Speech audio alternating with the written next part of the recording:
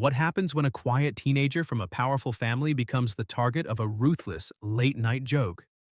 Watch as Barron Trump takes an unprecedented stand, turning a moment of humiliation into a legal battle that challenges the limits of comedy and the boundaries of respect. The night began like any other for the millions of viewers tuning into their favorite late-night comedy show. The familiar intro music played, and the host, Ryan Porter, strode onto the stage with his trademark swagger. His quick-witted monologue danced between political jabs and cultural commentary, peppered with moments of self-deprecating humor. But midway through the show, the tone shifted. "And now," Ryan said, smirking as he leaned against his desk, "let's talk about the quiet Trump."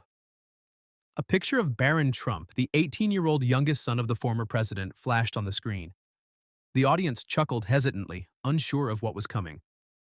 Ryan started with benign jokes about Barron's height and introverted demeanor, but within moments, the teasing turned cruel. He mocked Barron's mannerisms, dissected his appearance, and even ventured into speculative comments about his private life. Laughter from the crowd began to waver, replaced by a few audible gasps.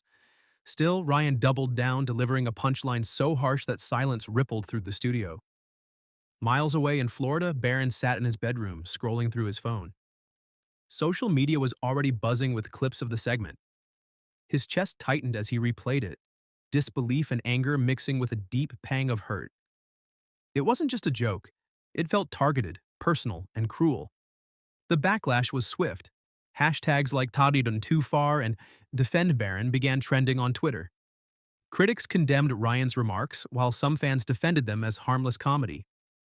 Barron's mother, Melania, was the first to speak publicly. "My son is not a public figure," she declared in a statement. "Children should be off limits, no matter who their parents are." Her words sparked further debate, with media outlets replaying the controversial clip alongside her comments. Barron tried to avoid the news, but the segment was everywhere.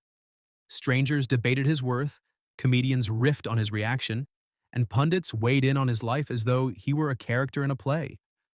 Melania and Donald Trump rallied around their son, but it was Barron who made the decision that would change everything.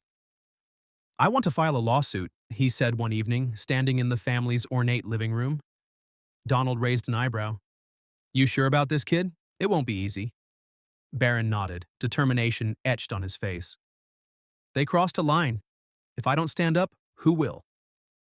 The lawsuit was filed within days, alleging defamation and intentional infliction of emotional distress. Media outlets exploded with the news. Supporters hailed Barron's courage while critics accused the Trumps of seeking attention. The network, feeling the heat, issued a statement defending Ryan's segment as satire protected under the First Amendment.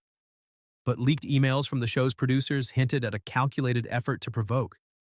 Phrases like "make it sting" and "let's push the envelope" painted a damning picture. As the case progressed, tensions ran high in the Trump household. Barron worked closely with the legal team, poring over documents and preparing for the inevitable media frenzy. "You don't have to do this," Melania told him one evening, her voice soft but firm. "I do," Barron replied. "It's not just about me. This kind of bullying needs to stop." The courtroom was packed on the first day of the trial. Barron, dressed sharply in a navy suit, sat beside his legal team. Across the room, Ryan Porter and the network's lawyers appeared calm and composed. The opening arguments set the stage. The defense claimed that satire was essential to free speech, while Barron's team argued this wasn't satire, it was targeted harassment. The turning point came when the prosecution presented the producer's emails. The words "push the line" and "make it sting" were displayed on a large screen, drawing audible gasps from the jury. A former producer testified, revealing that concerns about targeting Barron had been raised, but ignored in favor of creating viral content. "It was all about ratings," she admitted. Barron's moment on the stand was equally powerful. His voice steady, he explained why he pursued the lawsuit. "This isn't about shutting down comedy," he said. "It's about setting a line. If someone like me with resources and a platform can be treated this way, what does that mean for others?" After days of testimony and hours of deliberation, the jury reached a verdict. The foreperson stood, her voice clear as she read the decision. "We find in favor of the plaintiff." Barron felt a wave of relief wash over him as the courtroom erupted in murmurs. The judge awarded significant damages, but the money wasn't the point. The verdict sent a message: even public figures deserved basic decency. Outside the courthouse, reporters clamored for comments. Barron simply said, "This was never about jokes. It was about respect." The fallout from the trial was seismic. The late-night show's ratings plummeted, advertisers pulled out, and Ryan Porter eventually issued a public apology. For Barron, life slowly returned to normal. He spent more time focusing on his studies and less on the public eye.